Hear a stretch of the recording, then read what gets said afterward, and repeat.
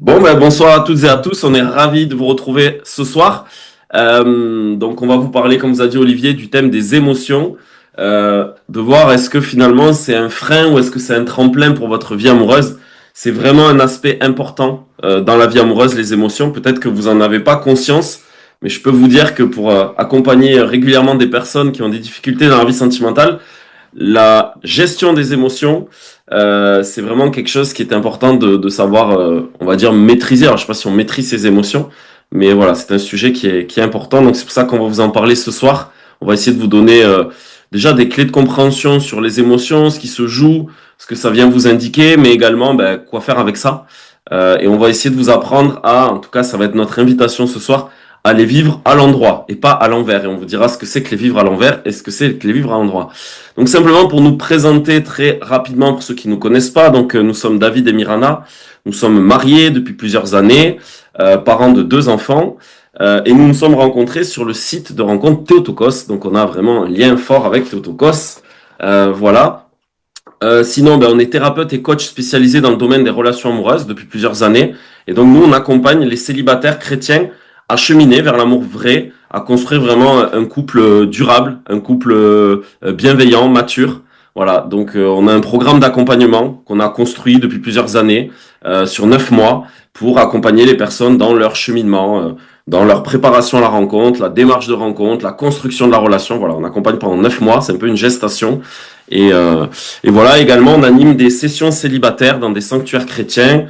On a fait plusieurs sessions à Alençon, on fait Cotignac, voilà, et on est assez régulièrement sollicité pour faire ces interventions-là. Voilà pour ce qui est des présentations. Est-ce que tu veux lancer le sujet, chérie? Oui. Alors, on a choisi le thème des émotions aujourd'hui. Je tiens à dire pour ma part, et je pense que pour David, c'est sans doute la même chose. Pour moi, ça a été la fenêtre d'un long chemin, les émotions, hein. C'est-à-dire que c'est ça qui a ouvert la voie à un travail sur moi, à une rencontre avec le Christ. C'est passé par les émotions, en tout cas la perturbation que m'apportaient les émotions. Donc, on peut dire que ça a été ma pierre d'achoppement sur ce chemin. Je ne sais pas si tu peux dire la même chose. C'est l'endroit où il y a eu un clignotant, rouge, rouge, rouge, rouge, rouge.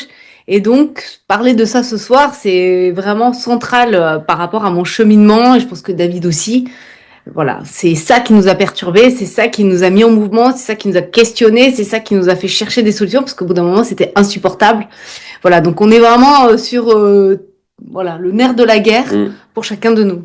On va parler des émotions. Alors parce que nous sommes des êtres incarnés, mais voilà, dans notre corps, il y a aussi une âme. Et c'est voilà, c'est le mystère de l'incarnation et notre religion nous l'explique bien. Et voilà, je crois qu'on a la meilleure religion pour comprendre ça. Dieu lui-même a choisi de s'incarner, de prendre corps, de vivre une vie comme la nôtre, et donc il a vécu aussi des émotions. Nous sommes donc des êtres avec des émotions. Les émotions veulent dire quelque chose. Souvent, elles veulent dire qu'il y a un petit décalage. Il y a un petit décalage entre ce qu'on aspire à vivre et ce qu'on vit. Et qu'il y a besoin, par rapport à ce décalage, voilà, d'émettre quelque chose. Je ne classe pas la joie comme une émotion. Voilà, je préviens d'entrée. Et donc, comme nous sommes des êtres spirituels incarnés, nous avons une affectivité et elle fait complètement partie intégrante de notre humanité. De fait, les émotions sont des messagères de notre âme. Elles viennent signifier des choses, elles viennent nous dire des choses. On va après expliquer en détail. Elles parlent de nos besoins profonds, de nos blessures, de nos aspirations. Elles sont vraiment un message pour nous. Hein, c'est pas pour l'extérieur. Quand on est acculé par des émotions, c'est comme si on n'avait pas écouté notre messagerie. Voilà, c'est notre téléphone déborde de messages et on l'a pas écouté. C'est la même chose quand les gens disent ouais, j'ai plein d'émotions, c'est qu'il y a la messagerie qui est pleine. Donc le risque c'est soit de les idolâtrer, soit de les refouler, soit de les ignorer, soit de les subir. Et tout ça en fait, ça maintient une relation aux émotions très toxique. Ok. Juste comme ça, là, je vous pose la question, pour qui les émotions, vous pensez que c'est vraiment un frein, un obstacle dans votre vie sentimentale?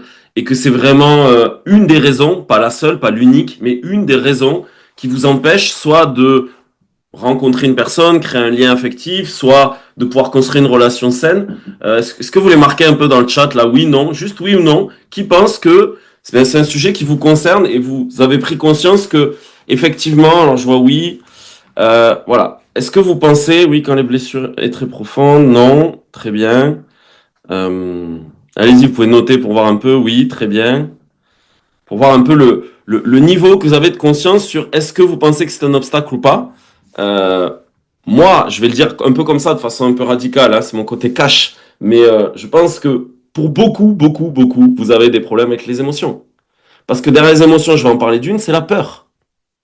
Et je pense que si je vous questionne un peu, si je viens vous challenger, possiblement vous avez des peurs. Ne serait-ce que de se tromper de partenaire. Dans le choix du discernement, quand il faut s'engager. C'est une peur, c'est une émotion. Vous voyez, donc vous dites non, mais moi c'est juste, non, c'est juste que j'ai besoin de bien discerner. Non, en fait, vous avez peur de vous tromper dans l'engagement, dans le choix du partenaire. Vous avez peut-être peur de souffrir, vous avez peur de ne pas être à la hauteur, vous avez peur de regretter votre choix. Tout ça, ce sont des peurs, ce sont des émotions. Et à cause d'elles, du coup, vous n'arrivez pas à poser des actes de volonté libres et éclairés.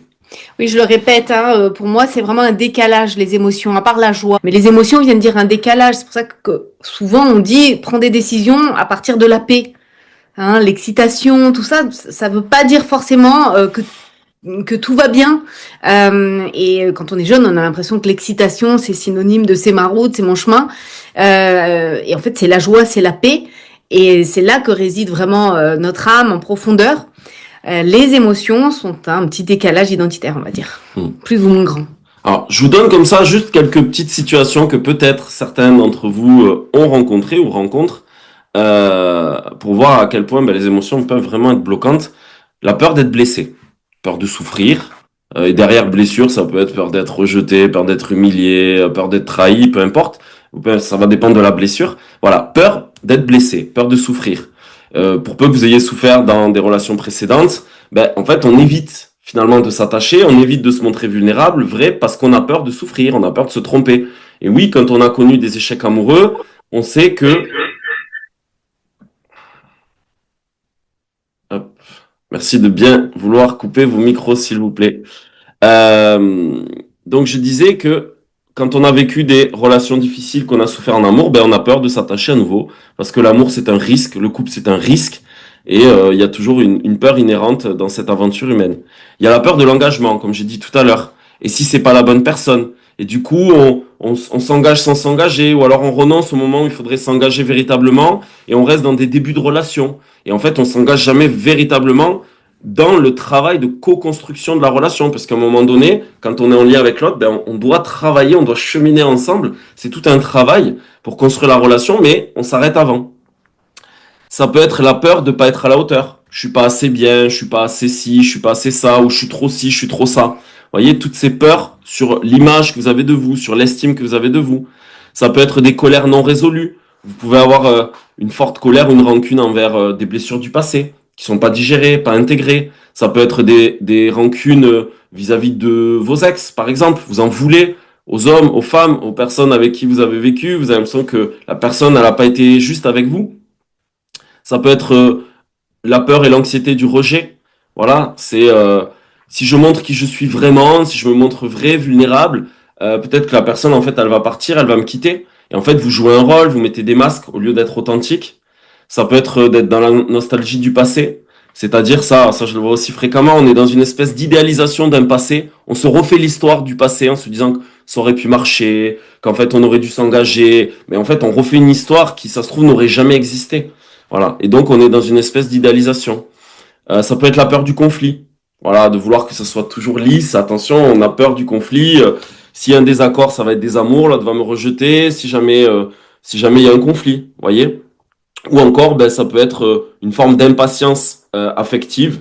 Parce qu'en fait, il y a besoin d'être rassuré tout le temps. Et donc, on a toujours besoin, alors ça, c'est beaucoup les dépendants affectifs qui sont comme ça. On a toujours besoin d'être réassuré en permanence de l'autre, du lien d'attachement, parce qu'on est très insécure. Vous voyez, tout ce que j'ai listé là, c'est drivé par des émotions. Même si vous dites non, mais moi je me le raconte dans ma tête, peut-être, ça se traduit par un schéma de pensée, mais à la base, l'origine, ce sont des blessures, ce sont des émotions, c'est des insécurités affectives, c'est lié à ça. Donc vous voyez, on est vraiment dans le thème des émotions. Voilà. Et si vous ne travaillez pas sur ces émotions, ben en fait, ce qui va se passer, c'est que vous risquez de rester bloqué encore longtemps dans les mêmes schémas. Nous, on le voit dans nos accompagnements, c'est un travail qu'on doit faire, mais c'est obligatoire. L'idée, c'est pas juste de prendre les personnes par la main, de leur dire ce qu'elles doivent faire et comment elles doivent le faire. Bien sûr, ça aide déjà beaucoup. Quand on est drivé, qu'on vous aide à bien clarifier votre projet, à avoir une vraie stratégie de la rencontre, à savoir comment faire, bien sûr que ça aide. Mais la partie émotionnelle, ça peut être un vrai obstacle. On peut vous dire quoi faire sans que vous puissiez avancer. Oui, c'est vrai que les émotions parlent de nous. Voilà, c'est dur, mais ça ne parle qu'à nous, ça ne parle pas à l'extérieur. D'ailleurs, la preuve, hein, souvent, on a une émotion, on commence à la digérer, et puis on n'a pas du tout le même point de vue après que l'émotion soit passée que pendant. Bon, voilà. J'aimerais juste mettre quelques petites nuances. Une émotion, c'est vraiment quelque chose qui dure une minute, quelque chose comme ça, enfin à peu près, quelques minutes, c'est très succinct. Et un sentiment, c'est déjà quand on commence à réfléchir son émotion. C'est quand on commence à l'interpréter pour la digérer. Et une humeur, ça peut durer plusieurs jours. Voilà. Et je réponds juste à un commentaire que j'ai vu. La joie, selon les évangiles, n'est pas une émotion. C'est un état donné pas. Enfin, c'est un état d'être qui signifie la présence de Dieu. Voilà. C'est pour ça que je dis ça. Donc, bien sûr, vous trouverez en psychologie des gens qui disent que la joie peut être une émotion si elle dure pas longtemps. Elle est un sentiment si elle dure un peu plus longtemps, elle est une humeur si elle dure 3 jours. Mais voilà, quand Jésus nous dit soyez dans la joie, c'est pour dire, en fait, il y a Dieu en vous et c'est un état d'être. Voilà, tout simplement. On va poursuivre maintenant, c'est juste pour clarifier. Alors, quand on dit les émotions ne parlent que de nous, en fait, c'est pour dire que pour s'en libérer, il faut qu'on reçoive nous-mêmes le message. Et pour recevoir le message, il faut apprendre à vivre ses émotions à l'endroit. Et généralement, on fait tout l'inverse. On les vit à l'envers. C'est la faute de l'autre. Et puis, on essaie de régler le problème à l'extérieur. Et on n'arrive pas à se dire, mais d'où ça vient? Quelle est la racine? Voilà. Qu'est-ce qui me remue? Qu'est-ce qui me perturbe? Et donc, la plupart d'entre nous, on vit tous nos émotions à l'envers. Encore plus quand on a un attachement insécure. On veut se sécuriser avec l'autre. Enfin, bref, voilà. Donc, pour vivre ces émotions, vivre ces émotions à l'envers, c'est croire que nos émotions parlent de l'extérieur. Cette personne me rend triste parce qu'elle a fait ça, je me sens comme ça. Donc là, on a perdu notre responsabilité, c'est encore pire à mon sens. C'est quand on pense que le problème vient des autres. Si seulement il arrêtait de faire ça, si seulement elle arrêtait de faire ça, si seulement le monde n'était pas ce qu'il est, je me sentirais mieux. Et c'est de croire en fait qu'on les subit, nos émotions. In fine, c'est de se dire je les subis, je n'ai pas du tout de pouvoir sur elles, puisque c'est l'extérieur qui doit changer, puisque c'est lui qui doit plus me dire ça. Voilà, il faut que le monde change, comme ça je ne ressentirai plus tout ce que je ressens. Je n'y peux rien, c'est plus fort que moi. Et puis c'est les autres en fait qui sont responsables de mon état intérieur. Donc ça, c'est vraiment vivre ses émotions à l'envers. Et malheureusement, enfant, on nous a laissé penser ça. Vivre ses émotions à l'envers. Avant que tu développes, je veux juste faire un complément. En fait, comprenez que si vous vivez vos émotions à l'envers, ça veut dire que vous prenez pas la responsabilité de ce que vous ressentez. Vous comprenez pas que ce que vous ressentez, ce messager, ça vient dire de vous, de votre besoin, donc un besoin qui est nourri, qui est pas nourri, peut-être une blessure qui est en train de s'activer. Mais si vous rendez l'autre ou les autres ou l'extérieur responsable de ça, qu'est-ce qui va se passer? Vous allez chercher à agir sur l'extérieur. Et en faisant ça, vous allez rentrer dans des jeux de pouvoir. C'est inévitable. Et ça, c'est ce qu'on va appeler l'immaturité affective. Vous allez rendre les autres responsables de ce que vous ressentez. Non. L'autre n'est que le déclencheur de ce que je ressens. Il n'est pas responsable. C'est pas parce que la personne m'a insulté, oui, je ressens de la colère parce que j'ai un besoin d'être respecté, qu'on respecte mon intégrité. Mais c'est pas la personne qui fait que j'ai ressenti de la colère. C'est mon besoin d'être respecté face à cette personne dans cette situation. Donc, il faut bien distinguer entre le déclencheur et la cause et l'origine. Le déclencheur, c'est ce qui a provoqué l'émotion, mais le déclencheur n'est pas la cause, d'accord? Et si vous ne faites pas ce travail de reconnaître vos émotions, de les accueillir, de savoir les traduire, de les comprendre, de savoir quel est le besoin derrière ou quelle est la blessure, vous allez rentrer vraiment dans des relations dites toxiques, au sens où il va y avoir de la toxicité. Et c'est ok, hein, même nous, des fois, ça peut nous arriver dans le couple d'être dans cette toxicité. Attention, on n'est pas encore des saints, on est en chemin.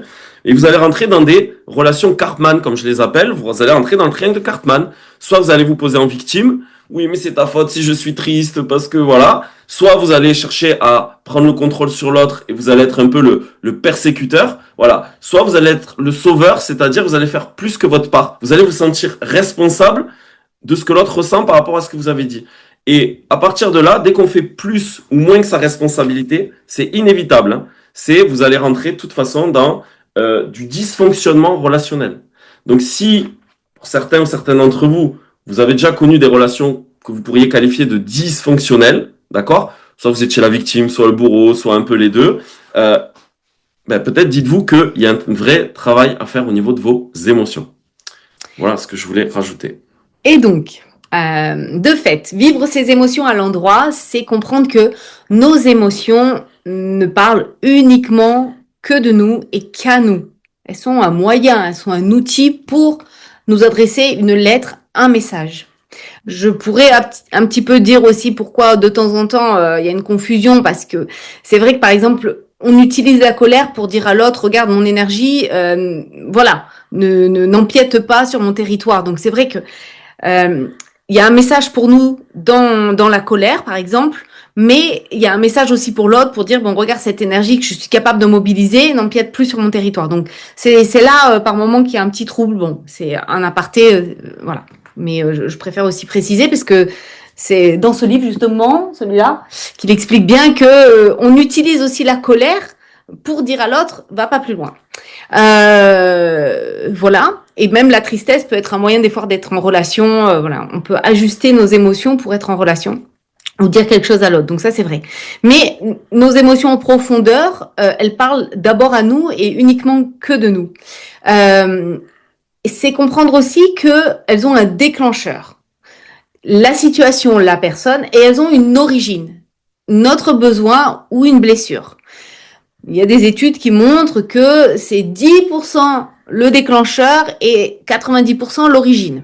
Donc ça veut dire mon mari qui m'agace, c'est 10% de ce qu'il est en train de dire et 90% de ce que je porte. Pourquoi tu dis que je t'agace? Voilà, parce que des fois, c'est vrai. Non, ça n'arrive jamais du tout. Voilà. Que nenni. Et c'est aussi comprendre que nos émotions sont nos alliés pour avancer, pour grandir. J'ai tendance à croire, à penser que on gagne en maturité émotionnelle, ensuite en maturité psychologique et ensuite en maturité spirituelle. Pour moi, c'est impossible d'arriver à un haut niveau de maturité spirituelle si émotionnellement on a 4 ans. C'est impossible. Donc, pour moi, c'est le nerf de la guerre, comme je l'ai dit. Et donc, ce sont nos alliés. Voilà, c'est notre tremplin pour une croissance, bien sûr, psychologique, humaine et puis spirituelle. Voilà. Ouais. Et donc, juste on redit, mais pour que vous intégriez bien, les émotions, ce sont des messagers. Ce sont des messagers pour nous donner de l'information, mais c'est pas une information qui passe par le cortex, si vous voulez, c'est plus par le cerveau limbique. Et donc, on parle d'intelligence émotionnelle, ou une conscience des émotions, ou de son ressenti. Donc, c'est ça c'est cette compétence, en fait, qu'il faut développer, qu'il faut muscler.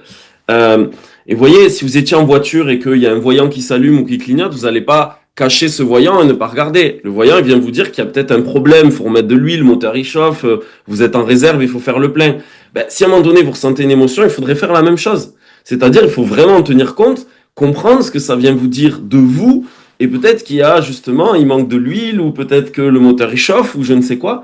Et donc c'est à vous, ensuite, de savoir reconnaître ce qui se joue pour vous, pour adapter le bon comportement adéquat, peut-être pour aller nourrir le besoin, peut-être si c'est une blessure qui se rejoue, de faire un vrai travail sur cette blessure. Je vais vous donner une autre image, je ne sais pas si ça va vous parler. Moi, j'aime bien comparer la blessure à une charge électrique. Vous voyez, quand on est enfant, on vit des choses, parfois des expériences qui sont douloureuses. Elles sont d'ailleurs tellement douloureuses qu'on va les mettre un petit peu dans l'inconscient, on va vouloir les occulter, on va passer à autre chose, et on va avoir des tas de mécanismes de défense pour pas reconnaître, parce que ça a été tellement douloureux qu'on a mis ça de côté. Et la vie, elle est bien faite. C'est que ces blessures d'amour, quelque part, quand on va être en couple ou même dans des relations proches des personnes, les gens, en fait, ils vont venir juste appuyer sur le bouton. Et ça va nous faire mal, ça va être douloureux.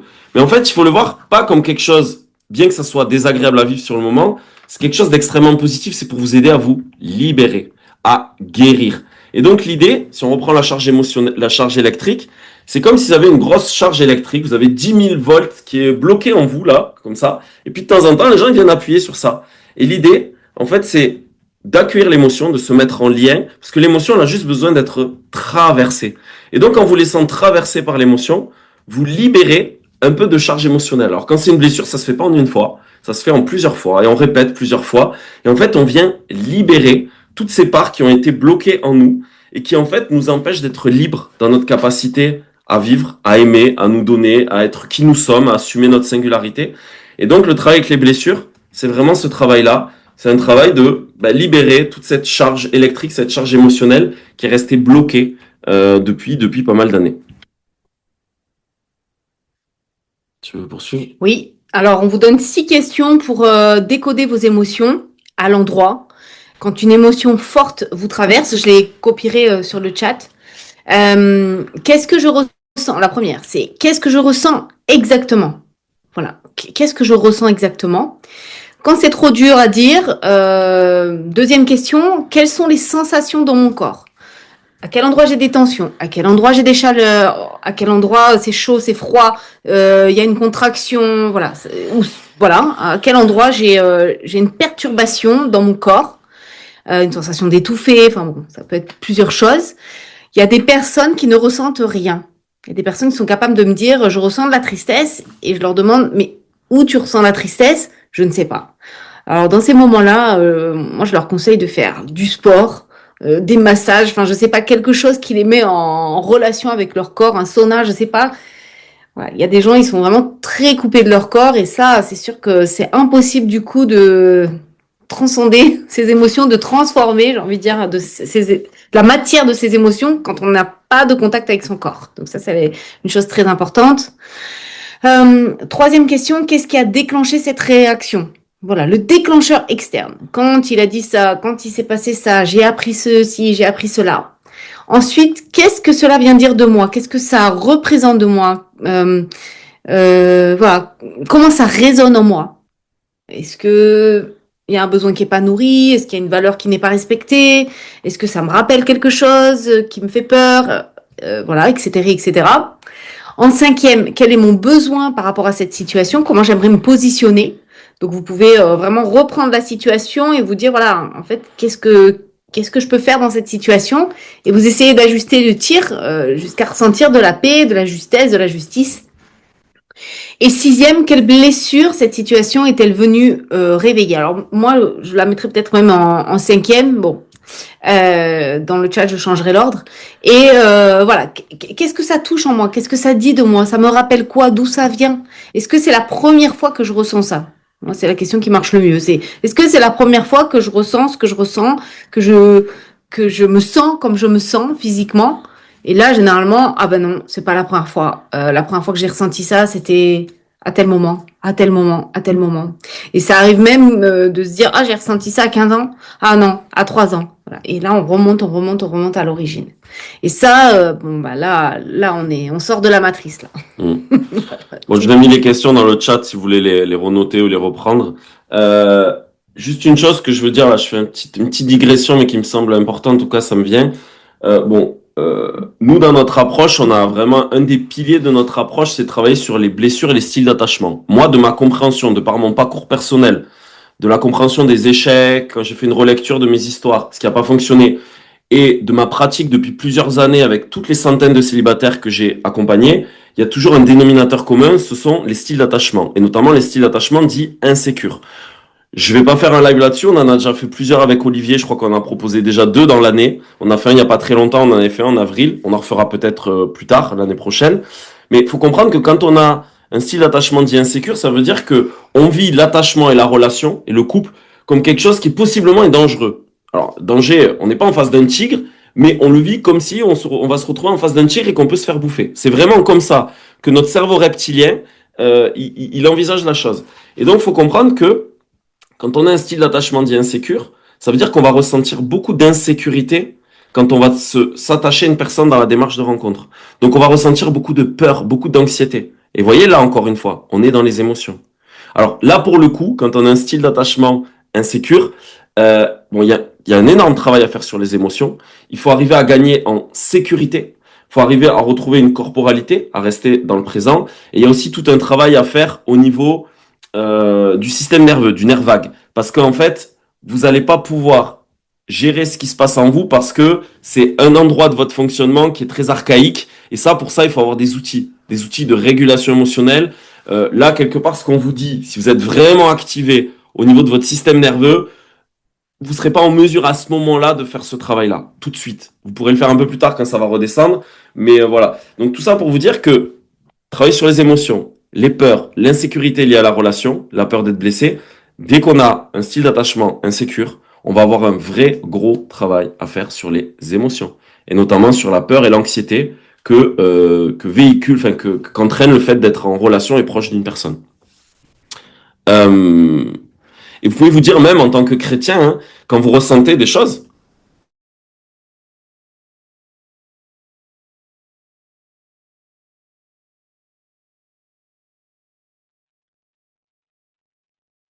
discernement et comme je suis perturbé émotionnellement, j'ai pas la paix, donc j'ai compris que dans les exercices de Saint Ignace, on m'a dit qu'il faut que j'ai la paix et la joie. Donc j'ai pas la paix et la joie, donc ça veut dire que je dois pas choisir personne. Peut-être pas. Peut-être que c'est simplement une blessure qui est en train de se jouer. Une peur, c'est votre style d'attachement insécure qui est en train de s'activer. C'est votre système nerveux qui est en train de s'activer parce qu'il se sent très en danger face à cet inconnu. Voilà. Et demandez au Seigneur un petit peu aussi, dans la prière, dans le calme, dans l'intériorité, bah, Seigneur, dis-moi un petit peu, aide-moi, éclaire-moi, montre-moi un petit peu le chemin. Et comment est-ce que je pourrais grandir dans l'amour à travers cette expérience? Vous voyez, faut aussi mettre Dieu dans l'équation quand même. Alors, la deuxième partie, donc première partie, c'était bien vivre vos émotions à l'endroit et pas à l'envers, comprendre que ça dit de vous et pas de l'extérieur. Deuxième partie, c'est de comprendre que vos émotions, en fait, c'est votre boussole relationnelle. Notamment parce qu'on vous a dit que les émotions, c'est vraiment le messager des besoins. Et donc, c'est important dans une relation de nourrir ses besoins, d'écouter quels sont mes besoins. C'est vraiment quelque chose qui va vous guider. Si vous savez bien écouter, savoir reconnaître vos besoins, formuler des demandes par rapport à tout ça et vous positionner correctement par rapport à ça, ben vous allez vous nourrir, vous allez être nourri dans la relation. D'accord? Donc, c'est vraiment avoir comme une boussole interne. Par contre, si vous arrivez à bien reconnaître quelles sont vos émotions, qu'est-ce qu'elles viennent vous dire et quels sont les besoins derrière. Euh, Tu veux poursuivre? Vas-y, vas-y. Ouais. Alors, on vous donne juste comme ça un petit exemple très anecdotique, mais faut comprendre aussi que parfois, ben, nos émotions, quand c'est des blessures, on rejoue des patterns, des patterns amoureux, des patterns relationnels. Généralement, on rejoue ce qu'on a vécu dans l'enfance. Hein. Je veux dire, il faut bien comprendre que tout notre programme informatique au niveau des relations amoureuses, ça a commencé avec papa, maman, au sein de notre foyer, dans notre fratrie. Je veux dire, c'est là qu'on a appris, ou en tout cas, on a, oui, découvert qu'est-ce qu'était l'amour. Donc, on vous donne un exemple, c'est que par exemple, on prend une personne, on va l'appeler Marie, hein, mais on fait allusion à personne, elle a 35 ans, et elle ressent systématiquement de l'anxiété quand un homme qu'elle fréquente ne répond pas à ses messages dans les heures qui suivent. Alors ça, pour les personnes très insécures, ça peut peut-être, il y a peut-être des personnes qui se sentent concernées, hein, ça c'est assez classique. Surtout quand on a des blessures d'abandon et tout ça, de pas avoir de nouvelles rapidement, ça insécurise le lien en fait. Et encore une fois, hein, on a beau post-rationaliser, se dire non mais ça va, c'est voilà, et on peut essayer de post-rationaliser avec le néocortex. Si à un moment donné votre système nerveux il est en train d'avoir l'impression que vous êtes abandonné, ben, c'est comme ça. Il faut comprendre ce qui est en train de se jouer, d'accord? Donc le déclencheur, c'est pas de réponse au message, pas de réponse rapide. J'ai envoyé un message, je vois qu'il a été lu même. Comme dit ma fille, mon ado, il m'a lâché un vu. C'est comme ça qu'ils disent les jeunes, il m'a lâché un vu. Donc il a vu le message, mais il répond pas. 1 heure, 2 heures, 3 heures, 4 heures, 5 heures, pas de nouvelles. Même 24 heures, pas de nouvelles. Et là, c'est parti, ça s'emballe. Émotion, anxiété, peut-être peur de l'abandon, on remet tout en question sur le lien. Euh, et l'origine, donc vous voyez, on revient à l'origine, il y a le déclencheur et l'origine, c'est peut-être ma blessure d'abandon, c'est mon style d'attachement insécure, c'est mon insécurité affective. Peut-être que j'ai vécu un abandon, enfin véritable, ou en tout cas je l'ai vécu comme tel en tant qu'enfant. Peut-être que, je sais pas, papa il était absent de la maison, ou il est parti très jeune, ou il est décédé, ou je ne sais quoi. Euh, et du coup, son pattern à elle, son schéma, son réflexe, son mécanisme de défense à ça, c'est bombarder de messages. Donc finalement, elle attendra pas 24 heures, elle va répondre avant. Et en fait, elle va envoyer plein de messages. Et en fait, elle va devenir collante. L'homme, il va se sentir peut-être même étouffé. par rapport à tout ça, il va dire non, mais là, la personne, j'étais juste occupé, j'étais au boulot, j'ai pas eu le temps. Allô? Hop, j'ai coupé le micro. Ouais, si vous voulez bien couper vos micros, je sais pas qui c'est, Olive, c'est Olivier, Olivia. Euh, et donc, qu'est-ce qu'elle fait, elle? Elle bombarde de messages. Du coup, la personne, l'homme qui est en face, ben, il va se dire, bon, mais franchement, là, c'est bon, quoi. La personne, elle m'a envoyé 18 messages parce que j'ai pas répondu en 2 heures. L'homme, il va se sentir étouffé. Qu'est-ce qu'il va faire? Ben, à un moment donné, ça se trouve, il va arrêter la relation. Il va confirmer la peur de l'abandon qu'a la personne. Et donc, la personne va générer elle-même, en fait, et en fait, on rejoue ce qu'on appelle les schémas de répétition. On rejoue des patterns. Et on les rejoue tout le temps. En fait, quand on est attaché quand on est attaché à quelqu'un dans une relation, on va rejouer vraiment tout notre style d'attachement, toute notre histoire, on va la rejouer. Si on n'a pas fait un vrai travail pour avoir une bonne connaissance de soi, pour travailler au niveau peut-être thérapie, d'avoir guéri de certaines blessures, on va rejouer systématiquement, de manière très inconsciente, en fait, nos schémas du passé. Et malheureusement, à cause de ces schémas du passé, eh ben, comment je pourrais dire ça? On va aller se saboter d'une certaine manière des belles relations qu'on pourrait vivre. Et ça, je pourrais vous en témoigner. Mirana aussi, parce que nous, on a beaucoup rejoué ça. Et donc, on a forcément saboté beaucoup de relations à cause de ça. Alors, on n'était pas les seuls responsables, hein. Nous, de notre côté, c'était ça. Nos ex, c'était ça de leur côté. Personne n'était capable de voir ce qui se jouait. Et puis, à un moment donné, ben, on n'arrive plus à cheminer, à grandir ensemble. Voilà. Et donc là, ben, le travail émotionnel pour cette fameuse Marie, c'est de reconnaître que son anxiété, elle lui parle de son besoin de sécurité à elle, lié à sa peur d'abandon, à ses blessures, à son insécurité affective. Et c'est pas le comportement de l'autre. Donc le travail, il n'est pas à faire sur le comportement de l'autre. Voilà. Et après, c'est à elle d'apprendre en fait à s'apaiser elle-même au lieu de demander à l'autre de la rassurer constamment. Vous voyez? L'immaturité affective, ça va être ça. Ça va être toujours de chercher à travers les autres, l'extérieur et tout ça, de calmer ce que je vis et ressens à l'intérieur. Mais ça, c'est de l'immaturité. La maturité, c'est OK, je sens que j'ai de l'insécurité, je suis un adulte, je vais faire avec cette insécurité. Alors, si vraiment c'est trop difficile, douloureux, j'appelle un ami, j'appelle un thérapeute, je prends un tiers pour quand même m'aider, pour mettre des mots dessus, pour être un petit peu soutenu, soulagé, accompagné. Mais je vais pas demander à mon partenaire de régler ce problème-là. Après, bien sûr que dans la relation, on va s'aider, on va guérir, on va apprendre à grandir ensemble. Mais en tout cas, pour ce qui est d'un début de relation, des 6 premiers mois ou la première année où on discerne dans le choix du partenaire, c'est pas le moment. C'est pas au bout de 2 mois, vous allez demander à l'autre de vous rassurer. Comprenez? Après, vous allez mettre peut-être des choses en place dans la relation au fur et à mesure, bien sûr. Écoute, ça te dit, on s'appelle tous les jours, on s'envoie un petit message. Tu sais, moi, ça me fait du bien d'avoir des nouvelles parce que, tu sais, moi, quand j'ai pas de nouvelles, tu sais, je suis un petit peu de nature, voilà. Vous voyez, si vous le dites comme ça tout de suite, on est plus, ça part plus du même endroit. D'accord? Je te laisse poursuivre. En amour, du coup, les obstacles qu'on peut rencontrer et qui compliquent la relation, eh ben, il y a la peur. Ça arrive, enfin voilà, la peur révèle des blessures, des zones de vulnérabilité, peur de l'abandon, du rejet, de l'engagement, de ne pas être aimé, de ne pas être à la hauteur. Donc c'est bien de prendre un temps et de se dire de quoi ai-je peur et j'ai peur de quoi exactement. Ensuite, il peut y avoir la colère. La colère, c'est vraiment le message pour dire tu as du mal à respecter tes limites, tes valeurs, et donc on empiète sur ton territoire où voilà où tu ne définis pas clairement tes limites, ton territoire, tes valeurs, le respect de toi, ton estime personnelle. Et donc la colère vient dire il y a quelque chose qui est bafoué dans ma dignité et donc je dois reposer mes limites. Donc là, vous pouvez vraiment vous poser la question, qu'est-ce qui est important pour moi dans cette situation? Quelle limite j'aimerais poser? Et ça, c'est vrai que c'est un vrai travail, hein. Il y a des gens qui ne sentent même pas leurs limites, hein, même corporellement, hein. Quand on revient à cette notion de corporalité, il y a des gens, c'est très très flou, hein. J'ai accompagné des gens qui me disaient, moi, je me sens dans un océan et entre moi et l'autre, je sens pas de frontières. Alors qu'il y a pour des gens, c'est très très très clair. Voilà, il y a des gens, ils sont très, je sais pas comment dire. Terre-feu, il y en a, ils sont plus hauts. C'est vraiment des choses que, voilà, pour certaines personnes, c'est très palpable, hein, cette différence. Ensuite, la tristesse. La tristesse, c'est la peur de perdre, la peur, oui, la tristesse, c'est, j'ai peur de perdre, j'ai perdu, il y a des deuils que je n'ai pas fait. Ça peut être aussi, je me sens pas à la hauteur. Ça peut être quelque chose, voilà, qui n'a pas été bien digéré une relation qui n'a pas trouvé un ajustement.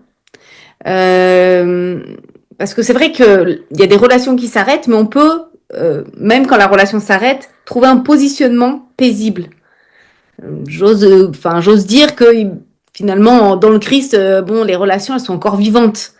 Mais voilà, c'est quand même un travail pour trouver, quand une relation s'arrête, par exemple physiquement, psychologiquement, comment je peux le vivre le plus sereinement possible.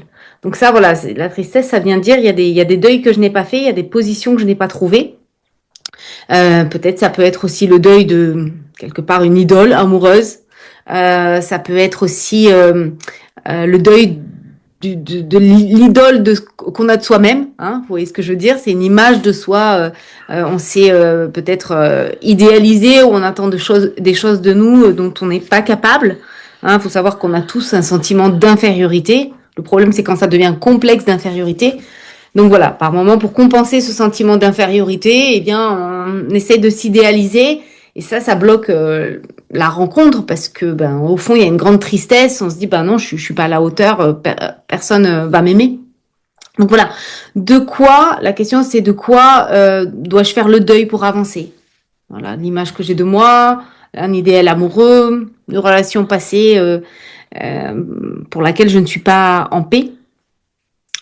Et puis, alors, bon, pour moi, la joie, vraiment, comme je l'ai dit, c'est un état donné par Dieu, mais il y a la joie aussi dans le sens émotion qui dure pas. Et donc ça, on peut l'écouter aussi. La joie, ces moments d'excitation, de joie, ça révèle qu'il y a quelque chose qui est nourri en vous. Et c'est quelque chose, c'est une valeur, c'est une aspiration qui vous fait vivre. Ça veut dire il y a quelque chose qui m'anime vraiment. Et mes critères sont respectés. Et je pense que je peux être heureux avec ces critères-là, avec cette personne qui répond à mes critères, à mes valeurs, voilà. Et donc, c'est important aussi de se poser la question, même quand on est joyeux dans une rencontre amoureuse, qu'est-ce qui me fait vraiment vibrer chez l'autre? Parce que, voilà, mon étude de thérapeute m'a montré que, par exemple, vous pouvez vous dire, avec cet homme, je me sens en sécurité, alors que normalement, je me sens jamais en sécurité. Donc là, vous vous dites, je sens de la joie. Eh bien, le problème, c'est que cette personne va vous faire sentir un jour ou l'autre de l'insécurité. Donc même en amour, quand on sent quelque chose de positif, à partir du moment où ça repose sur l'autre, ça peut se retourner. Comme quoi, même une blessure peut avoir deux facettes. Une facette où on est joyeux, excité, et une facette où finalement on est déprimé. Et c'est le problème, hein. Oh, quand j'ai rencontré cette personne, avec lui, je me sentais comme ça, il m'a redonné de la sécurité, de la confiance en moi. Et puis au bout de 2-3 mois, j'avais plus confiance en moi, hein, j'étais plus en sécurité. Voilà. Donc une blessure peut vraiment avoir deux facettes. On projette sur l'autre ce qu'on aspire à vivre, à savoir plus de confiance en soi, plus de sécurité. Voilà. Donc ça, c'est pas facile parce que voilà, c'est un peu le côté imprévisible. Une émotion, c'est passager. La joie, personne ne peut nous la ravir. Voilà. Bon, donc voilà, c'est juste pour clarifier des sémantiques. Mais voilà, c'est pas évident de se rendre compte, en effet, qu'avec telle personne, on ressent ce qu'on n'a jamais ressenti. Puis, en fait, c'est éphémère. Voilà. Et donc les émotions, comprenez bien que elles sont pas bonnes ou mauvaises, elles sont justes, elles sont toujours justes vos émotions, mais toujours. Ce que vous vivez, c'est normal. Moi, je le dis tout le temps dans mon accompagnement. Ce que vous vivez, c'est normal. C'est votre mental qui voudrait que ça soit différent. Ne vous battez pas avec le réel. Faites avec ce qui est là, ce qui se présente. Après, il y a des émotions qui sont agréables, d'autres qui sont moins agréables. Effectivement, Mirana a parlé de la joie, c'est plutôt cool de ressentir de la joie. Et généralement, la joie vient aussi vous informer. Alors, soit qu'il y a vraiment la présence de Dieu dans votre vie, et c'est pour ça que vous avez cette motion intérieure, cette joie qui est donnée dans cette plénitude de cette vie en Dieu. Mais c'est aussi la joie de, je suis aligné avec mes valeurs et mes besoins sont nourris. C'est aussi ça qui amène de la joie, ça amène du sens dans ma vie. Et à la fois, on peut avoir de la tristesse parce qu'il y a peut-être des choses qu'on n'arrive pas à vivre, qui sont pas vécues, qui sont pas digérées, qui sont pas intégrées. Mais voilà, que ce soit agréable ou désagréable, tout est juste et c'est normal de le vivre. Voilà. Et vous voyez, l'intelligence émotionnelle relationnelle, pour reprendre l'exemple un petit peu de Marie, c'est de dire, voilà, tu me rends triste quand tu ne m'appelles pas. Non, on va pas dire ça. Ouais, tu me rends triste, tu m'appelles pas, tu m'as pas répondu. C'est quand tu m'appelles pas, je ressens de la tristesse quand j'ai besoin de sentir que je compte pour toi. Ouais, la personne, elle exprime juste son besoin derrière. Elle a besoin de sentir qu'elle compte pour la personne. Comment on pourrait faire pour qu'on soit tous les deux bien dans cette relation? Et on le co-construit ensemble, ça. Mais vous voyez, là, ça part de l'adulte en nous. C'est pas le petit enfant blessé qui a besoin d'être rassuré. Ça part pas du même endroit. Et c'est OK, encore une fois. Moi, je fais pas partie de ces coachs en dev perso qui vont vous dire il faut être complètement libéré de ses blessures. Non, je crois pas. Je crois qu'on doit apprendre à vivre avec nos blessures et nos stigmates. Jésus, à chaque fois qu'il voit une personne, OK, il le guérit, mais il dit lève-toi et marche, avance et te retourne pas. À un moment donné, c'est on se met en route, mais on aura nos stigmates, on a tous nos croix à porter. Et l'idée, c'est pas de demander toujours à Dieu qu'il vous guérisse, qu'il vous guérisse, qu'il vous guérisse, et de faire des neuvaines et des retraites de guérison. C'est à un moment donné d'être suffisamment libre pour avancer dans notre vie. Voilà, parce que parfois on se sent vraiment très handicapé par rapport à notre passé, notre histoire, nos blessures, les carences affectives. Et donc là, il faut, oui, là, faut demander des guérisons, il faut se faire vraiment aider, accompagner. Mais ensuite, on accepte que qu'on a des fêlures, qu'on a des stigmates. Après, ce qui compte, c'est de cicatriser les blessures. Vous savez, une blessure, quand elle est vive, à peine on la touche, boum, à peine on les rafle, on a une réaction très forte parce que c'est très douloureux. Maintenant, quand elle commence à bien cicatriser, oui, si j'appuie fortement dessus, ça va pas être agréable, mais je vais pas réagir avec la même intensité. D'accord? Et ça, cette transformation, ce changement, cette différente posture va tout changer au niveau de la relation. Déjà dans votre vie à vous-même, dans votre relation à vous, d'abord. Première personne dans la relation que vous devez travailler, c'est la relation à vous-même, dans le lien à vous-même, et ensuite dans le lien aux autres. D'accord? Et enfin, troisième partie, c'est la dernière partie dont on voulait vous parler, c'est de transformer vos émotions en force pour l'amour. Et l'idée, c'est de passer, en tout cas, de passer de cette vulnérabilité à la force. C'est-à-dire d'être dans cette vulnérabilité, c'est ça qui va vous rendre fort. D'ailleurs, il y a un bouquin derrière que j'aime beaucoup. C'est Le pouvoir de la vulnérabilité. C'est une chercheuse américaine, Brené Brown. Si vous intéressez à ce sujet, écoutez, elle a fait des TEDx, elle a écrit des tas et des tas de livres sur la vulnérabilité. C'est vraiment... et elle explique que c'est une grande force quand on sait vivre sa vulnérabilité. Quand on cherche plus à être parfait, à prendre des masques, mais qu'on assume pleinement ce que l'on est. Je me sens stressé, je dis au public, vous voyez, je suis devant vous, je suis stressé. Voilà, il y a ce soir, il y a 117 personnes, alors c'est pas vrai, hein, mais il y a 117 personnes, je suis un peu gêné là de parler devant toutes ces personnes. Voilà, ça c'est la vulnérabilité, et ça donne une force de faire ça. Et c'est pareil dans le couple, ça donne une force. Et comme je dis souvent, c'est ça qui nous rend très attachants, c'est ça qui nous rend séduisants, c'est quand on se montre vulnérable, quand on se montre vrai, authentique, avec nos aspérités. Quelqu'un qui veut toujours être parfait, qui met des tas de masques, des fois c'est pas fun et pour pas dire, excusez-moi du terme, on se fait un peu chier. Donc voilà, ça sert à rien de chercher à être toujours parfait. Je vais être intelligent, beau, belle. Non, vous avez juste à être vous-même. Assumez ce que vous avez d'unique. Assumez votre passé, assumez votre histoire, assumez votre physique, assumez votre âge, assumez ce que vous êtes. Voilà. Moi, je crois beaucoup, je travaille beaucoup là-dessus, sur vraiment la vulnérabilité. C'est en fait accueillir ses limites, c'est pauvreté. Je crois que le Christ est ce qui nous invite à vivre. Hein. C'est pas d'être dans une toute puissance égotique. Non, non. C'est qu'on accepte que qu'on est pauvre aussi. Parfois, on est pauvre, on touche nos limites. Et en fait, c'est ok. Il y a pas de problème avec ça. C'est pas le problème. C'est de pas l'accueillir ou c'est de le juger. C'est ça qui devient un problème. Mais si vous l'assumez, vous en faites une force. Et donc, être vulnérable, c'est quoi? C'est reconnaître ses émotions sans avoir aucune honte, aucun jugement dessus. C'est d'oser exprimer vos besoins. C'est d'accepter de ne pas toujours vouloir tout contrôler sur vos émotions, sur la relation, sur la rencontre, sur ce qui se passe. C'est de savoir se montrer imparfait mais authentique. C'est ce que je viens de dire. Soyez parfaitement imparfait et imparfaite. Franchement, si vous ratez vos dates à chaque fois, c'est peut-être que vous mettez trop de masques. Vous mettez des masques, là, vous voulez donner une image, vous voulez tout contrôler, maîtriser, analyser. Vous n'êtes pas dans l'être, le cœur, il n'est pas ouvert. La connexion émotionnelle ne se fait pas. L'énergie ne circule pas, l'amour ne circule pas. En fait, il faut descendre entre la tête et le cœur. Il faut vraiment habiter votre cœur. Voilà. Et regardez bien, dans l'évangile, je prends l'exemple du Christ quand même, on prend pas le petit exemple, hein, le Christ, euh, il pleure Lazare. Quand Lazare décède, il pleure Lazare.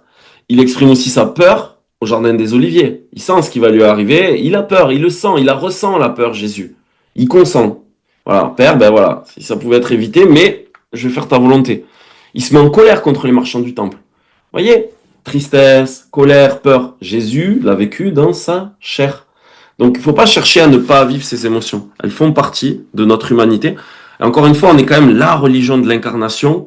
C'est quand même assez fou. Nous, on trouve avec Mirana que parfois, alors on va faire une grande généralité, mais parfois dans le monde chrétien, la dimension du corps, elle est un peu occultée selon moi. Voilà. Nous qui venons un peu plus du New Age, du chamanisme, on travaille beaucoup sur le corps, l'incarnation, ce que le chaman appelle la Pachamama, c'est l'incarnation. On travaille beaucoup sur le corps, les émotions, les ressentis. Ben, je trouve que dans le christianisme, on est la religion de l'incarnation. C'est Dieu qui s'est fait chair et pourtant, des fois, notre incarnation, ben, on ne va pas dedans. Voilà. Tu veux Vas-y, non, poursuivre? non, vas-y. Tu poursuis? Ouais. Ok. Donc, les 5 étapes pour transformer vos émotions. Donc, accueillir. Donc, vous accueillez votre émotion sans la juger. Et déjà, rien que ça, hein, ça paraît simple dit comme ça, hein, j'accueille. Je peux vous dire que si à un moment donné, vous êtes activé par un déclencheur qui je sais pas, vous êtes en colère ou quoi que ce soit, d'être capable de ne pas partir dans ses pensées ou de ne pas partir dans une réaction ou un comportement et de recentrer votre regard à juste accueillir ce qui est en train de se passer en vous, déjà, c'est pas facile. Et en même temps, c'est ce que vraiment on vous invite à faire. Ok, je suis activé, il y a quelque chose qui se passe en moi. Je vais essayer de comprendre ce qui se passe. Ok. Donc, j'accueille cette émotion sans jugement. Je commence pas à juger avec mon espèce de petit juge là ou mon surmoi féroce. Non, non, je juge pas ça. Je nomme. Donc, je ressens de la colère, je ressens de la tristesse. Vous commencez à nommer. Vous commencez même à objectiver ce qui se passe en vous. Vous pouvez localiser ça. Voilà, je sens cette tension dans mon ventre, dans ma poitrine. C'est important parce que, vous voyez, je parlais d'incarnation tout à l'heure. Du coup, ça vient, ok, mais en fait, tu la ressens où ta colère? Vous voyez, ça vous met tout de suite dans le rapport à votre corps, à votre incarnation. Ok, ouais, je sais pas, j'ai une boule dans l'estomac, ou j'ai le plexus qui est fermé, ou je commence à avoir, je sais pas, j'ai chaud à la tête, ou je commence à transpirer, voilà. Comment ça se traduit dans mon corps? Voilà. Et vous questionnez, qu'est-ce que ça vient me dire? Qu'est-ce qu'elle vient me dire, cette émotion? Ce que je ressens là dans mon corps, ça vient me dire quoi? Ça vient m'informer de quoi? Voilà. Et ensuite, quand vous avez fait ça, alors ce que je vous dis là, ça peut prendre des fois beaucoup de temps, hein. Ça prend pas 30 secondes, hein. Ça peut prendre plusieurs minutes, voire des fois 1 heure, 2 heures, 3 heures pour bien digérer une expérience qui s'est vécue, et on a besoin de vraiment comprendre, de discerner ce qui s'est passé pour nous, en fait. On a besoin de mettre beaucoup de conscience pour comprendre, pour accueillir, pour digérer tout ça. Et ensuite, ben, c'est agir. C'est mettre en place le comportement juste, celui qui est juste et bon pour moi et pour l'autre. Voilà. Quelle action juste puis-je poser maintenant? Voilà. Mais il faut pas le faire en mode réaction. Si vous le faites en mode réaction, vous retombez dans vos patterns. En fait, vous êtes drivé pas à partir du conscient. Vous êtes drivé par rapport à des chaînes neuronales, des schémas neuronaux que vous avez. Vous tournez en boucle, vous avez des autoroutes neuronales et voilà. Donc à un moment donné, non. Ce travail-là qu'on vous propose, c'est justement créer peut-être de nouvelles chaînes neuronales, de nouveaux types de comportements à partir d'une émotion, de pas toujours rejouer les mêmes choses. Je peux prendre l'exemple, chérie? Non, non, vas-y. J'y vais? Mm. Ouais. Euh, Bon, je donne un exemple très rapide. Après, je l'ai pris, il est pas hyper pertinent, mais voilà. Imaginons la jalousie. Vous ressentez de la jalousie. Je pense que pour quelqu'un qui peut être insécure ou possessif, la jalousie, ça peut parler à certaines personnes. Et la personne avec qui vous êtes, elle parle longuement. Enfin, vous la voyez parler avec une personne, pour peu que cette personne même soit séduisante. D'accord? Voilà. L'ancienne réaction, on pourrait dire, c'est crise de jalousie, reproche, contrôle, t'aurais pas dû, c'est pas bien, c'est mal, tu te rends compte ce que tu m'as fait. Voilà, ça c'est le vieux pattern qui se joue, le réflexe en fait de peut-être une blessure de trahison qui se rejoue, puis en fait on est en réaction de ça, on est dans notre espèce de mécanisme de défense, et puis on va attaquer l'autre, ça va rien donner de bon, ça va amener de la toxicité, ça va rien amener de bon. Par contre, de dire, ok, je ressens de la jalousie par rapport à cette situation. Ça me fait peur de perdre l'autre. Vraiment, je ressens de la peur, j'ai peur de le perdre. Quand je vois discuter avec cette personne, j'ai peur, ça m'insécurise. J'ai besoin d'être rassuré sur sa fidélité. C'est ça le besoin derrière. J'ai besoin de savoir que la personne, elle est fidèle, qu'elle est loyale, qu'elle va s'engager. Voilà. Et ensuite, ben, de demander par exemple à la personne, ok, tu peux me dire là, cette personne à qui tu as discuté, c'est qui pour toi, qu'est-ce qu'elle représente déjà pour voir, et éventuellement de formuler une demande, de dire voilà, moi j'aimerais bien notre relation, c'est important pour moi, que je sente que tu es loyal, que tu t'engages vraiment dans la relation, que je peux te faire confiance, voilà, et après on co-construit comme ça ensemble. Mais là, ça part encore une fois de notre endroit. D'accord? Poursuivre, Géry? L'émotion, elle permet aussi comment dire, de savoir vraiment où on en est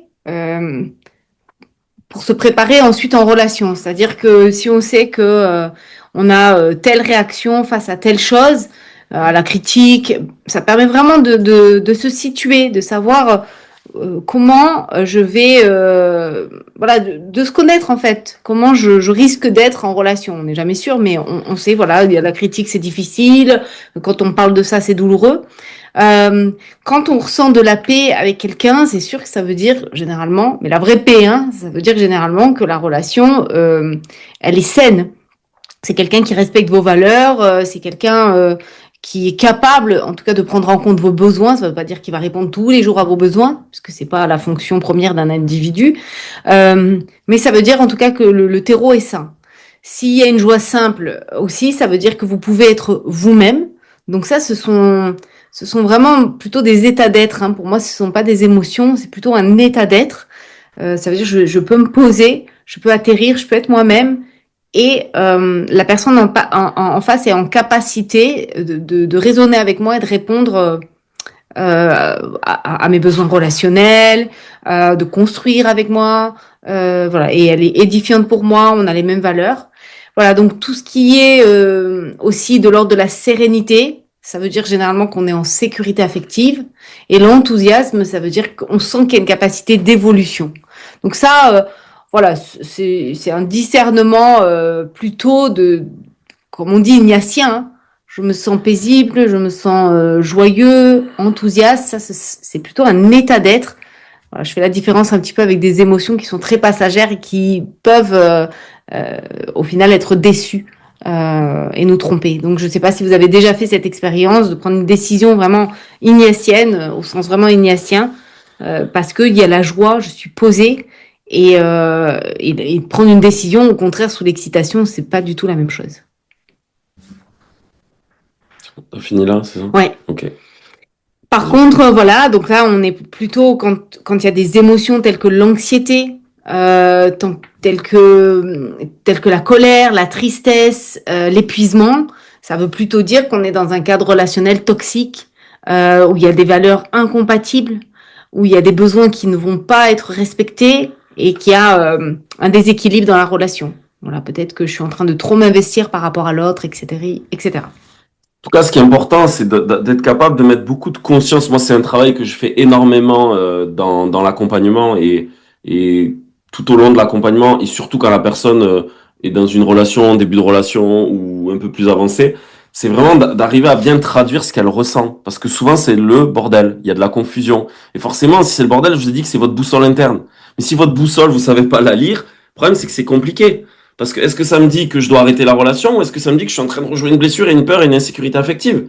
Parce que si vous arrêtez des relations parce que juste vous êtes insécure, que vous n'avez pas encore identifié ça et que vous chercheriez une relation en pensant qu'il faudrait que ça soit sécure parce que moi on m'a dit, ma copine m'a dit que en fait la paix et l'amour ça doit venir tout seul, ben peut-être que là vous allez vous planter, vous allez perdre du temps et vous allez être dans l'évitement alors qu'à un moment donné le travail vous allez probablement avoir à le faire. Donc c'est là où c'est très important d'être capable en fait de bien traduire ce que vous ressentez. Est-ce que c'est une blessure qui se joue? Est-ce que c'est un besoin qui est pas nourri? Qu'est-ce que je peux faire par rapport à ça? Voilà. Donc soit vos émotions, vous les vivez à l'endroit et vous avez une boussole et c'est vraiment ce qui vous drive dans la bonne direction. Et d'ailleurs, ça peut même vous informer, entre guillemets. Alors, on ne prend pas des décisions à partir de nos réactions émotionnelles. Ne faites jamais ça. Ne prenez aucune décision à chaud. D'accord? Pareil, le discernement, ça se fait justement plus quand on est posé, quand on est calme. On décide pas d'arrêter une relation parce qu'on a eu un conflit avant. On attend que ça redescende, on attend 3 jours, 4 jours, 5 jours, et ensuite on prend sa décision. Et on l'a remis en prière, et on a demandé au Seigneur, et on a retrouvé la paix. Attention, ne réagissez pas. Parce que là, vous retombez peut-être encore une fois dans des patterns, vous allez regretter derrière. Voilà. Donc comprenez bien que d'être capable de faire ce travail sur les émotions, de savoir bien traduire vos émotions, c'est vraiment quelque chose qui va beaucoup vous aider, vous guider, vous driver, vous donner une orientation. Encore une fois, si vous êtes capable de rendre intelligibles ces émotions et ces ressentis. D'accord? Donc, on a fini ce qu'on avait à vous dire, donc on va juste récapituler un petit peu tout ça. Hein. Donc, vos émotions, elles vous parlent de vous et pas des autres. Si déjà vous repartez juste avec ça ce soir, déjà franchement on a réussi quelque chose. Les émotions, elles vous parlent pas de l'extérieur, ça vous informe pas de l'extérieur de l'autre. Hein, parce qu'attention avec ça, quand on est dans l'immaturité affective, on est très là-dedans. Je me sens en colère parce que mon patron ne me reconnaît pas, parce que Macron, parce que la société, tout ça. Non, non, non, non, non. Ça parle de vous. Peut-être que vous, oui, vous êtes en conflit de valeurs, peut-être qu'il y a des besoins pas nourris dans votre boîte. Mais encore une fois, ça parle de vous, ça parle pas des autres et de l'extérieur. Ne rendez pas les autres responsables de ce que vous ressentez. Prenez la pleine responsabilité de ce que vous ressentez. Donc, vos émotions, ça vous parle de vous et pas des autres. Elles sont vos alliés pour mieux vous connaître et grandir. Vraiment, elles sont toujours, toujours à votre service. Voilà, vos émotions, c'est un peu votre mode d'emploi et elles viennent vous montrer des endroits, peut-être des chemins que vous devez suivre ou un travail à faire. La vulnérabilité authentique attire l'amour véritable. Je peux vous dire si on parle de séduction, apprenez à être vrai, authentique, à vous montrer vulnérable. C'est ça qui va vous rendre attirant. C'est pas de chercher des techniques de pseudo-séduction, je sais pas quoi, trucs très extérieurs, guidés à partir de l'ego, on cherchait dans la captation de l'autre. Non, non, non, pas du tout. Pas du tout, pas du tout. Le travail émotionnel est indispensable si vous voulez vivre des relations saines. J'insiste là-dessus. Moi, avec Mirana, j'ai vécu beaucoup, beaucoup de relations toxiques et je me mets dedans dans la toxicité. Hein. J'avais plein de peurs, des blessures d'abandon, un style d'attachement désorganisé. Donc forcément, je faisais comme je pouvais, mais j'ai amené, moi, pas volontairement, mais beaucoup de toxicité en fait dans mes précédentes relations parce que je prenais pas la pleine responsabilité de mes émotions ou de mes blessures. Voilà. Et comprenez aussi qu'en tant que chrétien, nos émotions peuvent nous rapprocher de Dieu. Pourquoi? Parce qu'on est des êtres incarnés. Dieu, il est pas juste dans la tête. Dieu, il est dans le cœur. Dieu vient nous parler dans notre cœur. Mais faut-il encore y descendre? Faut faire, vous voyez, ces 30 centimètres à peu près là. Voilà. Ils sont pas faciles à faire. Hein, de passer de là au cœur. Voilà. Et c'est là où Dieu vient vraiment nous parler, c'est dans notre cœur. Donc voilà, demandez-vous, est-ce que vos émotions aujourd'hui, c'est plutôt un frein ou c'est plutôt un tremplin? Est-ce que c'est quelque chose qui vous sert ou qui vous dessert? Voilà, donc c'est un frein quand vous les subissez sans les comprendre. Quand vous les refoulez par peur du jugement, par rejet de vous-même peut-être, vous rejetez une part de vous et vous écoutez pas, vous n'êtes pas bienveillant envers vous-même. Vous les projetez sur les autres, ça c'est classique, hein, ce qu'on appelle la projection. Hein. On est dans le déni, la projection, et en fait on voit le problème chez les autres. Vous savez, c'est l'évangile de la paille et la poutre. Ah ça c'est très facile, mais même dans le couple, alors ça c'est tellement, la tentation est tellement grande de voir le problème chez l'autre, c'est tout autre chose de dire ok, moi qu'est-ce que j'ai à apprendre de cette situation? Quelle est ma part de responsabilité? Voilà, si je ressens ça, moi c'est quoi mon besoin et qu'est-ce que je peux faire dans cette situation? Donc voilà. Et enfin, c'est le frein quand vous les laissez diriger votre vie. Diriger au sens que vous avez aucune maîtrise. En fait, vous laissez complètement driver. Et ça aussi, c'est un des critères de l'immaturité affective, c'est de se laisser trop driver par les émotions. Oh, j'ai peur, tout ça, donc j'arrête, je renonce. Ben non, si mon intelligence et ma volonté ont pris la décision que cette chose-là, être en couple, c'est quelque chose qui est bon pour moi, qui est juste pour moi, qui participe à mon chemin d'évolution, de croissance et voir mon chemin de sainteté, c'est pas parce que tout de suite il va y avoir des obstacles sur le chemin que je dois y renoncer. C'est-à-dire que là, vous avez décidé, alors encore une fois, c'est parce que vous êtes drivé par votre cerveau reptilien, votre système nerveux. En fait, c'est ça qui se passe. C'est votre cerveau qui vous joue des tours. Mais du coup, vous n'engagez pas vraiment votre volonté, votre liberté dans ce que vous faites. Et par contre, ça peut être un tremplin si vous les écoutez avec bienveillance, si vous les traduisez en besoins et en actions concrètes derrière, si vous les partagez avec authenticité et si vous les utilisez pour grandir en maturité affective. Voilà. Et on peut vous dire avec Mirana, enfin ça vraiment là-dessus, je pense qu'on trouvera personne qui viendra nous dire le contraire, c'est que être en couple, c'est forcément grandir ensemble. Et qui dit grandir ensemble et guérir ensemble, c'est aussi à un moment donné, on va devoir se guérir avec nos blessures, avec notre histoire, avec notre enfance. Je veux dire, c'est quelque chose que nous oblige à faire le travail du couple. Si on le vit de manière comme nous on le prône dans l'accompagnement, de manière consciente, mature, responsable, inévitablement, on est tellement proche relationnellement de l'autre qu'il va venir appuyer sur des endroits qui nous ont fait souffrir dans notre histoire, dans notre passé, dans notre enfance. Et qu'on va devoir faire ce travail, il faut en être conscient. Moi, je dis tout le temps aux gens que j'accompagne, dès le début de l'accompagnement, je vais t'accompagner et sache que ça va te mettre au boulot. De te mettre en couple, de te mettre en relation. C'est pas juste, oh, je serai bien quand j'aurai quelqu'un dans ma vie et ça donnera du sens. Oui, il y a ça, mais surtout, ça va aussi te demander à travailler chaque jour, à voilà, travailler peut-être tes blessures, tes émotions, tes besoins. C'est un véritable travail, le couple. Voilà, faut pas l'idéaliser, le couple. Faut pas voir que le bon côté des choses et occulter la partie de la croissance, en fait. Tu veux message d'espérance? Donc voilà, Dieu nous a créés avec des émotions. Elles ne sont pas un défaut de fabrication, elles ne sont pas un problème. C'est un cadeau qui sert un certain but, nous aider à nous libérer, nous connaître et prendre soin de nous aussi. Euh, donc voilà, en fait, les émotions, elles sont là vraiment pour servir un but. On l'oublie beaucoup. J'ai tendance à penser que on va vers certaines personnes. Les gens disent ah c'est la vie qui m'a envoyé Dieu. Non, on va vers certaines personnes qui rentrent en résonance avec une partie de nous à libérer aussi. Même la personne avec qui on se marie, elle touche certaines choses en nous et soit on subit, soit on se dit bon bah c'est l'occasion de me libérer, c'est l'occasion de prendre cette énergie ou faire cette charge émotionnelle et de la transformer, de la faire sortir, comment on va dire, oui, d'aller sonder ce qui se passe à l'intérieur de moi. Donc on peut pas se faire l'économie de ce travail et je trouve que c'est dommage d'appréhender le couple en se disant je vais avoir peur de ce que l'autre va me renvoyer. Forcément l'autre il va nous blesser, il va avoir une parole plus haute. C'est impossible d'avoir un être parfait qui n'a pas une parole qui va de travers. Enfin c'est possible mais c'est rare. Et oui c'est vrai, il y a des gens ils attendent très très très longtemps, ils font un long travail sur eux, peut-être qu'ils arrivent dans une certaine douceur. Mais par moment, ils n'ont pas d'enfants, ces gens-là, parce que voilà, ça a pris beaucoup de temps. Mais sinon, oui, il va y avoir de la matière à travailler et c'est à vous de choisir. Voilà, est-ce que c'est un tremplin? Est-ce que vous essayez de vous mettre dans le flux du but de l'émotion?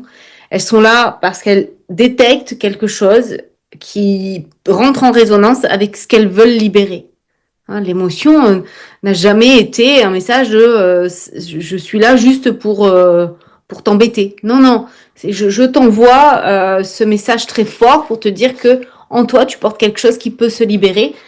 Donc c'est à vous de voir et je vais vous citer juste une parole. C'est tiré de la pièce de théâtre sur Thérèse de Lisieux. Voilà, une pièce de théâtre sur Thérèse de Lisieux qu'on trouve sur internet et elle dit dans la pièce de théâtre, donc je sais pas qui est le créateur, je me rappelle plus qui est l'auteur de cette pièce de théâtre, mais à un moment donné la comédienne dit une vie de carmélite consiste à descendre humblement et sans tristesse dans les bas-fonds de nos imperfections sans cesse renaissantes pour mieux saisir notre nature humaine et aider cette nature à accepter la souffrance, la dépasser, la transcender, la recycler, aller au-delà et demander avec confiance à Dieu de transformer ces 1001 imperfections en amour. Donc voilà, vu que la souffrance est là, autant l'utiliser, la rendre intelligente, utile, efficace, autant apprendre à l'utiliser, la transformer, la transcender et avancer. Voilà, et ne pas oublier que la grâce ne supprime jamais la nature. Elle la transcende, elle l'élève, mais elle la supprime pas. Donc la nature, c'est votre personnalité, votre histoire, ce que vous êtes, avec vos limites. Et donc il faut aussi accepter cette réalité-là. Dieu vous demande de marcher avec votre nature. Il vous demande pas d'être une autre personne, en fait, tout simplement. Comme le dit Saint Paul dans les Philippiens, que votre amour grandisse de plus en plus en clairvoyance et en vraie sensibilité. Voilà. Et vos émotions, ça peut vous donner cette vraie sensibilité aussi pour discerner l'amour authentique. Voilà. Donc si ce live vous a parlé et que, alors pour certains d'entre vous, puisqu'on a quand même souvent ces questions qui nous sont demandées, s'il y a des personnes qui seraient intéressées pour être accompagnées dans votre démarche de rencontre, pour faire le travail, pour intégrer notre accompagnement, je vais vous mettre le lien. En fait, ce qu'on propose, c'est un appel découverte. D'accord? Je vais vous mettre le lien dans le chat là. Hop. Voilà, je vous ai mis le lien. Donc, c'est un appel découverte. Moi, ça me permet en fait de faire le point sur votre situation pour voir si notre programme il est adapté pour vous ou pas. Et je vais être très honnête, je vous le dis. Si ça l'est, je vous le dis. Si ça l'est pas, je vous le dirai. Non pas que je voudrais pas vous aider, vous accompagner. C'est que je peux pas aider tout le monde. Ça va dépendre vraiment de la nature de vos freins, de vos difficultés, de vos obstacles, de votre parcours amoureux et voir si vraiment le programme est fait pour vous ou pas. Donc pour les personnes qui seraient intéressées, qui auraient à cœur d'être accompagnées, après comme je vous ai dit, c'est un programme sur 9 mois, donc ça engage, ça prend du temps, ça demande de l'énergie. C'est aussi un investissement financier. Donc c'est peut-être pas pour tout le monde. Mais en tout cas, s'il y a des personnes qui aimeraient faire ce travail-là, vous pouvez réserver un appel avec moi. C'est offert, donc voilà, ça vous engage à rien et ça nous permettra de faire connaissance et je pourrais vous dire ensuite si voilà, si je peux. Je sais pas pourquoi il met le pouce levé. Il est content de ce que j'ai dit. Voilà pour ça. Ça, c'était la petite minute proposition de d'accompagnement. Et je vais aussi vous mettre juste des liens parce qu'on oublie toujours de le faire. S'il y a des personnes qui veulent nous suivre sur les réseaux. Je vous mets mon lien Instagram et le lien Facebook, c'est là où il y a le plus de choses. Bon, j'ai pas prévu le lien. On a aussi une chaîne YouTube. Là, on vient de lancer un podcast avec Mirana où on donne. Du coup, c'est du format long. Le podcast, c'est à peu près 1 heure de vidéo. On est très authentique dedans, très vrai. On parle cash et on essaie de donner le maximum de valeur, d'être le plus vrai possible. Et on fait beaucoup de partage personnel aussi. Voilà, on se donne cette liberté-là. Donc, vous tapez Mirana et David Mickel sur YouTube. Vous pouvez vous abonner à la chaîne. Et puis voilà, là on en est au 5e ou 6e épisode, je crois. On en sort un par semaine. Donc si ça vous intéresse. Et également, je vais vous mettre le lien. On a une newsletter. Alors je sais qu'Olivier, je pense que tu relais peut-être des fois sur le site. Je pense que tu relais peut-être parfois. Mais en tout cas, on a une newsletter. Oui, effectivement, oui. Ouais. Si vous voulez vous inscrire et vous recevez assez régulièrement plusieurs mails où on donne beaucoup de conseils, de valeurs, de recommandations. Voilà, ça peut vous aider aussi à cheminer, à avoir des clés et tout ça. Et dernière chose que je vous mets, parce que ça aussi je ne le propose pas souvent, c'est un test d'attachement que j'ai créé. Parce que, comme je vous ai dit tout à l'heure, je travaille beaucoup moi sur les blessures et les styles d'attachement. Et donc j'ai créé un test d'attachement pour que vous puissiez peut-être évaluer quel est votre style d'attachement amoureux. Donc il y a une série de questions, il y a une quarantaine de questions. Et derrière, je vous donne un peu une analyse en fonction des réponses que vous donnez. Et ensuite, je vous envoie des vidéos pour vous aider déjà à cheminer sur ça. Parce que si déjà vous comprenez ça, que vous comprenez votre style d'attachement, pourquoi vous fonctionnez comme ça, pourquoi vous avez telle difficulté, vraiment, je vous le dis, vous allez faire de grands pas en avant dans votre vie sentimentale. Voilà, ça c'était pour les liens que je voulais vous partager parce qu'on oublie toujours de le faire avec Mirana.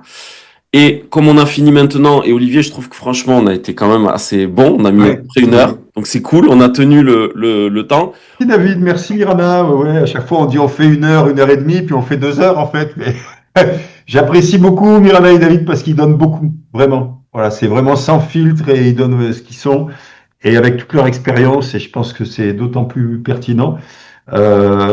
Souvent ça nous met face à nous-mêmes, hein. Ça crée des émotions.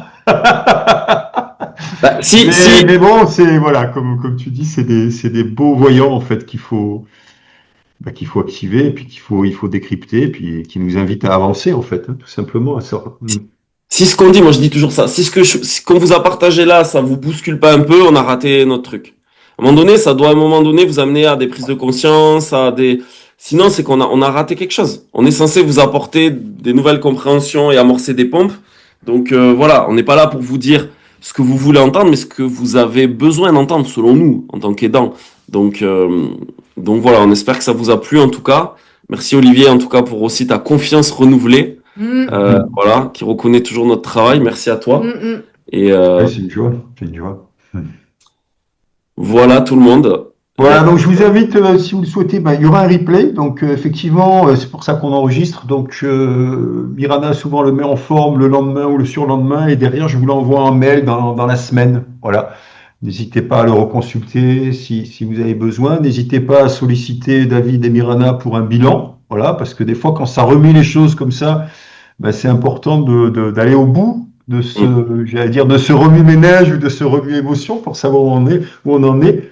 Et c'est vrai que d'avoir un regard extérieur parfois sur ce qu'on vit en préparation d'une rencontre ou au cours d'une rencontre, c'est toujours intéressant parce que souvent on est débordé par ces émotions et David et Mirana amènent ce recul en fait qui permet de prendre les choses avec plus de justesse, moins la tête dans ses émotions, quoi. Voilà.